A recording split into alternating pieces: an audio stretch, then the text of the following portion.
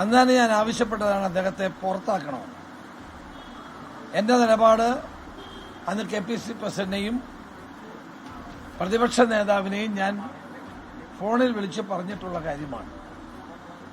കാരണം ഒരു കോൺഗ്രസിന്റെ ജനപ്രതിനിധിക്ക് ചേരാത്ത നിലയിലുള്ള പ്രവർത്തനമായിരുന്നു അദ്ദേഹത്തിന്റെ ഭാഗത്തുനിന്നുണ്ടായത്. അതേ തുടർന്ന് ധാരാളം സൈബർ ആക്രമണങ്ങൾ എനിക്ക് നേരിടേണ്ടി വന്നു. അതൊന്നും ഒരു വിഷയമല്ല. ഇപ്പൊ ഞാൻ അന്നെടുത്ത നിലപാട് ശരിയാണെന്ന് ഇപ്പൊ തെളിഞ്ഞിരിക്കുന്നു. അപ്പൊ പാർട്ടിയെ സംബന്ധിച്ചിടത്തോളം പാർട്ടി ഏറ്റവും മാതൃകാപരമായ ഒരു നിലപാട് സ്വീകരിച്ചിരിക്കുകയാണ്. ഒരുപക്ഷെ കേരളത്തിലെ ഒരു രാഷ്ട്രീയ പാർട്ടിയും സ്വീകരിക്കാത്ത ഒരു നിലപാടാണ് കോൺഗ്രസ് പാർട്ടി സ്വീകരിച്ചിട്ടുള്ളത്. ഇപ്പോൾ തന്നെ നമുക്കറിയാം, മറ്റു പല പാർട്ടികളിലും സമാന സ്വഭാവമുള്ള കേസുകളിൽപ്പെട്ട നേതാക്കന്മാരുണ്ട്, MLA-മാരുണ്ട്. പക്ഷെ അവരെ ഒരു പാർട്ടിയും ഇതുപോലെയുള്ള നടപടികൾ സ്വീകരിച്ചിട്ടില്ല എന്നുള്ളതാണ് വസ്തുത. അപ്പൊ അതുകൊണ്ട് കോൺഗ്രസ്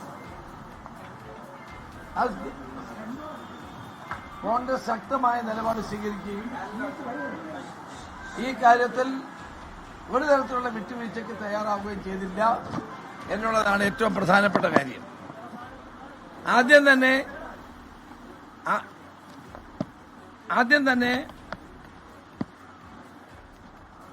തന്നെ യൂത്ത് കോൺഗ്രസ് പ്രസിഡന്റ് സ്ഥാനത്ത് നിന്ന് മാറ്റി.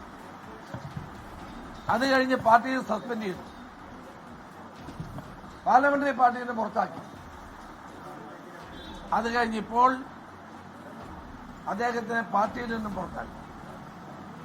ഇനി MLA സ്ഥാനത്ത് തുടരാതിരിക്കുന്നതായിരിക്കും അദ്ദേഹത്തിന് നല്ലത്. കാരണം പാർട്ടിയാണല്ലോ MLA ആക്കിയത്.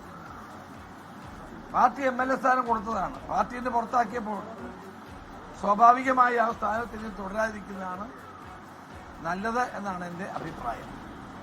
ഏതായാലും എല്ലാ രാഷ്ട്രീയ പാർട്ടികൾക്കും ഇതൊരു സന്ദേശമാണ്. സ്ത്രീകളുടെ അന്തസ്സും ആഭിജാത്യവും മാന്യതയും ഉയർത്തിപ്പിടിക്കാൻ നൽകുന്ന ഏറ്റവും വലിയ സന്ദേശമായി ഞാൻ ഇതിനെ കാണുകയാണ്.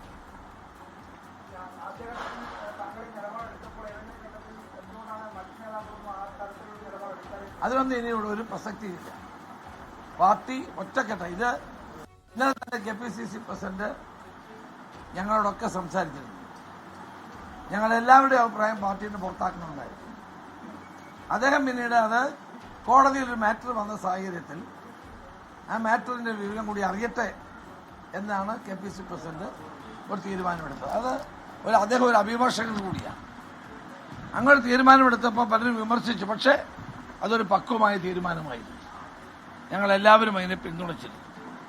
ഇപ്പൊ തീരുമാനം വന്ന് 2 മിനിറ്റിനുള്ളിൽ, കോടതിയുടെ തീരുമാനം വന്ന് 2 മിനിറ്റിനുള്ളിൽ സസ്പെൻഷൻ